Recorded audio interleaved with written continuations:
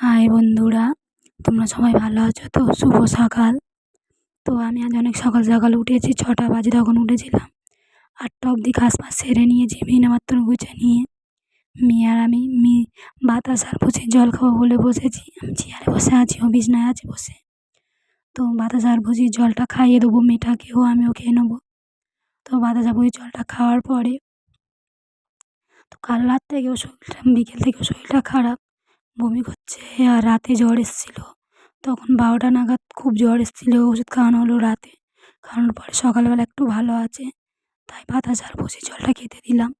বাতাস আর ভুষির জলটা খাওয়া হয়ে গেলে দুটো মুড়ি ভিজিয়ে দেবো খাওয়ার জন্য, কারণ কালকে রাতে কিছু খাইনি। আর অত বড় রাত কিছু না খেলে চোখ মুখ তো ঢুকবে, বমি করছিলো বলে কিছু খাইনি। তো দেখো চোখ মুখগুলোও ঢুকে গেছে। তা হঠাৎ বমি করছিলো, গ্যাস হয়ে গেছিলো বোধহয়, দুপুরে ডাল খেয়েছিল, তো ডাল ভাত খেয়েছিল ওই জন্য গ্যাস হয়ে গেছিলো, তাই বমি করছিলো প্রচণ্ড। আর বমি বন্ধ বন্ধ হচ্ছিল না, তাই রাতে আর কিছু খেতে দিইনি। তো ভিডিওটা ভালো লাগলে একটা লাইক কমেন্ট শেয়ার করবে ভাই বন্ধুরা।